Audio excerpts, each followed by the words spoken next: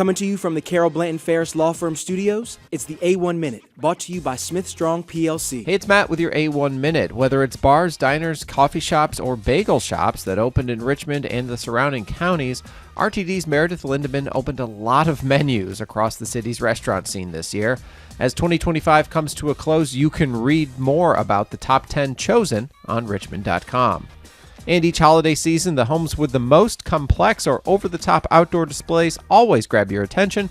But this weekend, patrons can get a chance to tour some Fan District homes and view the elaborate displays indoors. The Fan District House Tour runs between noon and 5 p.m. Log on to fandistrict.org for more information. And the season continues to be merry and bright with another weekend full of holiday events, including the Richmond Boat Parade on Saturday. Grammy Award-winning singer and Mechanicsville native Jason Mraz returns as part of the Free House Arts Songwriting Series at the Cultural Arts Center of Glen Allen on Saturday and Sunday. Also Saturday, you can take a festive Tacky Light 6K run through the Walton Park neighborhood in Midlothian, run past thousands of dazzling light displays, and at the end, if you're nice, you can meet Santa. Check out sportsbackers.org for details.